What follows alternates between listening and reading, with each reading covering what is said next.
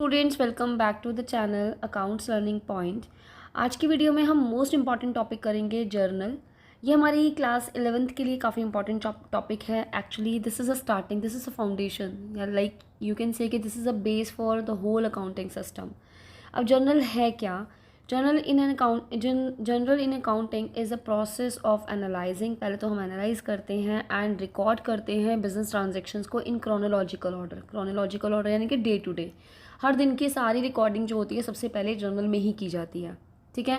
In this book all transactions are recorded. सभी transactions की जाती है, जो भी डेली की ट्रांजेक्शन्स होती हैं सभी इसमें रिकॉर्ड की जाती हैं। इसे जर्नल डे बुक भी कहते हैं। It is also called the book of prime और ओरिजिनल एंट्री। अब ओरिजिनल एंट्री क्यों कहेंगे? क्योंकि जैसे ही कोई बिजनेस ट्रांजेक्शन हुआ उसका सबसे पहले रिकॉर्डिंग इसमें किया जाएगा, और आगे के भी जो हम अकाउंट्स मेंटेन करते हैं उसके लिए बेस ही यही होता है, फाउंडेशन ही यही होता है। इवन देखो यहाँ लिखा भी है द जर्नल एंट्रीज जो हम करते हैं are the foundation of the accounting system. And ये फर्स्ट स्टेप होता है अकाउंटिंग साइकिल का।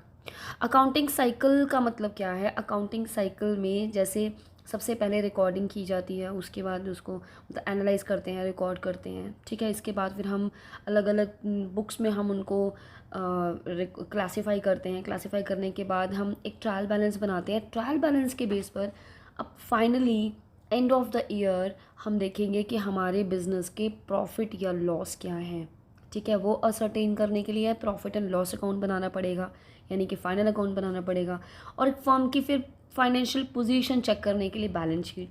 तो ये सभी सिस्टमैटिक जो हम रिकॉर्ड रखना चाहते हैं इसके लिए हमें किसकी जरूरत पड़ेगी? जर्नल की।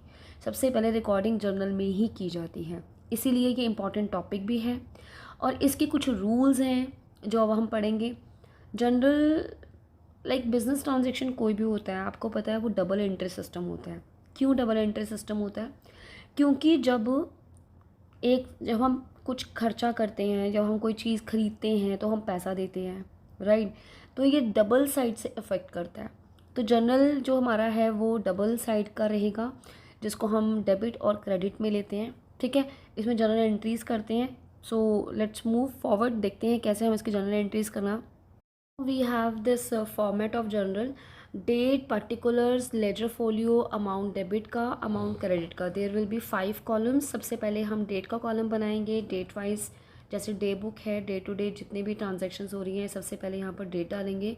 पर्टिकुलर्स में हम जर्नल एंट्री करेंगे। लेजर फोलियो यानी कि जो हमारी लेजर बुक होती है उसमें किस पेज नंबर पे है पर्टिकुलर अकाउंट, तो वो यहाँ पर लिखा जाता है।